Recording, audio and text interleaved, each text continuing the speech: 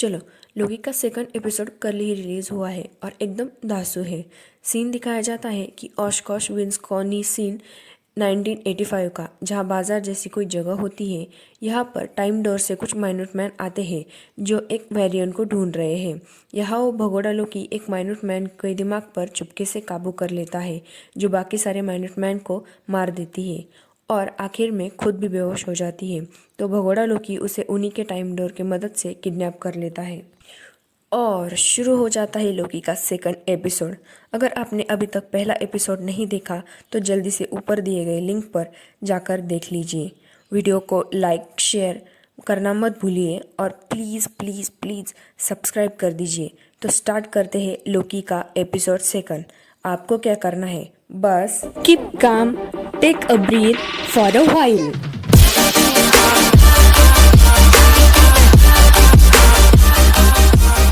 इस सीन में Loki miss minute से बात कर रहा है, जिससे साफ पता चल रहा है कि लोकी टीवी के रंग में ढलने लगा है।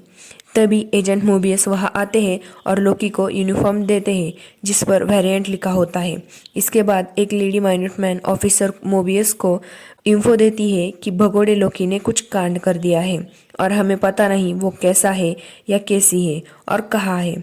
लोकी इसके बारे में कुछ कहने लगते हैं तो वो लेडी उन्हें भाव नहीं देती, जिससे ये साफ दिखता है कि कोई भी लोकी पर ट्रस्ट नहीं कर रहा। एजेंट मोबियस लोकी के बारे में बताते हैं कि Loki different appearance, power, shape shifting, illusion, projection में माहिर है। तो लोकी कहते हैं तुम इल्यूजन और डुप्लीकेशन में मिक्सअप कर रहे हो, बल्कि दोनों अलग अलग हैं। इल्यूजन में सिर्फ ऊपर से ही हेलोग्राफिक इमेज बनती है जो सामने वाले को दिखती है, लेकिन अंदर का इंसान वही होता है, जिससे ओरिजिनल और इल्यूजन सिर्फ सेम दिखते हैं। मतलब इल्यूजन में अंदर से मैं जायंट हूँ तो फॉर जायंट ही रहूँगा, लेकिन इंसान दिखूँगा। और डुप्लीकेशन में ओरिजिनल और डुप्लीकेट में मॉलिक्यूलर लेवल तक सेम होते हैं। तो भगोड़े लोकी को पकड़ने के लिए टीवी एजेंट की दो टीम होती है। एक में एजेंट मोबियस और लोकी होते हैं और दूसरे में बाकी सारे माइन्यूट मैन्स होते हैं और ये निकलते हैं भगोड़े लोकी को पकड़ने के लिए। ये सभी टाइम डोर की मदद से उसी कांड वाली जगह पर पहुंच जाते हैं।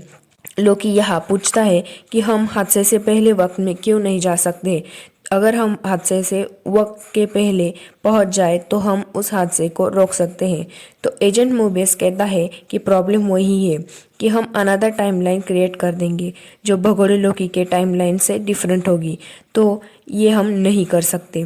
लोकेशन पर पहुंचकर उन्हें पता चलता है हंटर CV-20 नाम के एक एजेंट को लोकी ने होस्टेजेस बनाया गया है और बाकी माइन्यूट मैन को मार दिया है। तो इन्वेस्टिगेशन करने के बाद वहाँ से निकलने लगते हैं, क्योंकि रेड लाइन क्रॉस होने वाली होती है। तो रेड लाइन क्रॉस होने से पहले ही उन्हें रीसेट 4 से टाइमलाइन ठीक करनी होती है। अब रेड लाइन एक लिमिट होता है टीवी एजेंट्स के लिए कि वो कितने देर तक एक टाइमलाइन में रह सकते हैं। वहाँ से निकलते समय लोकी सबको अपने बातों में फंसाने लगता है, क्योंकि वो शायद देखना चाहता है कि रेड लाइन क्रॉस होने के बाद क्या होता है, क्या सच में वहाँ टाइम रक्षक आ जाते हैं या नहीं। लेकिन एजेंट मोबियस और बाकी सबको उसकी चाल का पता चल जाता है और रिसेट मार के सभी वहाँ से निकल जाते हैं। तो लोकी के इस हरकत की वजह से एजेंट मोबियस को जज साहिबा का सामना करना पड़ता है, लेकिन एजेंट मोबियस जज साहिबा को मना लेते हैं और जज साहिबा उसे एक मौका दे देती है। जब जज साहिबा एजेंट मोबियस को ड्रिंक ऑफर करती है तो मोबियस ड्रिंक लेकर ग्लास नीचे ही रखने वाला होता है, तो जज साहिबा उसे कहती है कि वह ऑलरेडी 2 रिंग्स बन चुकी है तुम्हारी ड्रिंक की वजह से, अब तीसरी मत बनाओ। तो एजेंट मोबियस ग्लास को ठीक से रख देता है और जज साहिबा साइन दे देती है। तो यह सेम पेन दिखती है जो सिविल वार में आयरन मैन के पास होती है और कैप्टन अमेरिका को ऑफर करता है सोकोविया समझौते पर साइन करने के लिए। अब एजेंट मोबियस लोकी को केस स्टडी करने के लिए कहता है और निकल जाते हैं पेट पूजा करने के लिए। लेकिन लोकी लाइब्रेरी में केस स्टडी करने से बोर हो जाता है और लाइब्रेरियन से टीवीए की कुछ फाइल्स मांगता है, जैसे कि टीवीए की क्रिएशन की, टाइम के स्टार्टिंग की या एंडिंग की। लेकिन लाइब्रेरियन उसे कहती है कि क्लासिफाइड क्लासिफाइड क्लासिफाइड। तो लोकी उसे कोई भी फाइल मांगता है जो वो पढ़ सके, तो लाइब्रेरियन उसे उसी की केस फाइल थमा देती है। जब लोकी केस फाइल स्टडी करता है तो उसे एसगार्ड डिस्ट्रक्शन के बारे में कुछ डिटेल्स मिलते हैं और उसके दिमाग की घंटी बजती है और वो एजेंट मोबियस का दिमाग खाने जाता है, जो खुद भी खाना खा रहे होते हैं। तो लोकी यहाँ जाकर एपोकैलिप्स यानी क़यामत के बारे में मोबियस से को समझाता है कि एपोकैलिप्स में पहले हम कुछ भी करते हैं तो ब्रांचिंग नहीं होती, क्योंकि उसकी डेस्टिनी क़यामत होती है, उसे डिस्ट्रॉय ही होना होता है और ब्रांचिंग नहीं होती। तो टीवीए को भी पता नहीं चलता। उसके लिए वो रैग्नारॉक का एग्जाम्पल देता है कि एसगार्ड की डेस्टिनी रैग्नारॉक है, तो हम उसके पहले वहाँ जाकर कुछ भी करें तो ब्रांचिंग नहीं होती, क्योंकि यहाँ डिस्ट्रक्शन होने वाला है। तो लोकी की इस थियोरी को प्रूफ करने के लिए वो दोनों इटली में पोम्पेई जाते हैं, जहाँ 79 एडी में वोल्केनो इरप्शन की वजह से काफ़ी डिस्ट्रक्शन हो जाता है और वो एक सच्ची घटना है। तो उस डिस्ट्रक्शन में कुछ समय पहले लोकी और एजेंट मोबियस वहाँ जाते हैं। वहाँ लोकी सबको बताता है कि मैं फ्यूचर से हूँ और यहाँ वोल्केनो इरप्शन होने वाला है और सभी मरने वाले हैं। यानी कि ये ऐसा नहीं होने वाला था कि लोगों को पता चले कि वो मरने वाले हैं, लेकिन इन्होंने बता दिया। मोबियस देखता है कि सच में टाइमलाइन की ब्रांचिंग नहीं होती है और लोकी की बात सच निकलती है। तो एजेंट मोबियस और लोकी काफ़ी स्टडी करते हैं कि किस एपोकैलिप्स के पीरियड में भगोड़ा लोकी छुपा है, लेकिन वो ढूंढ नहीं पाते क्योंकि टाइमलाइन में इतने सारे एपोकैलिप्स हो चुके हैं। तो एजेंट मोबियस को 1549 के लोकी के कांड की जगह एक बच्ची के पास होने वाली कबूली नाम की कैंडी याद आती है, जिसके वजह से उस बस्ती के दांत नीले होते हैं। वो कैंडी सिर्फ 2047 और 2051 के बीच में ही मिलती है। तो वो एपोकैलिप्स इसी के बीच का है जिसमें भगोड़ा लोकी छुपा हुआ है। तो लोकी को 2050 का एक एपोकैलिप्स मिलता है जो रॉक्सकार्ट का होता है, जहाँ रहने पर खाने पीने की चिंता नहीं होती, क्योंकि वो एक शेल्टर हाउस होता है जो डिजास्टर के वक्त लोगों को मदद करने के लिए होता है। रॉक्सकार्ट के बारे में इतना तो इस एपिसोड में नहीं दिखाया गया, लेकिन मार्वल कॉमिक्स के मुताबिक ये जगह शील्ड और हाइड्रा दोनों से जुड़ी हुई है। तो यहाँ जाने के लिए एजेंट मोबियस के वापस परमिशन और टीम के लिए जज साहिबा को मनाना पड़ता है, जो उसे परमिशन दे देती है। तो निकलने से पहले सबकी मीटिंग होती है।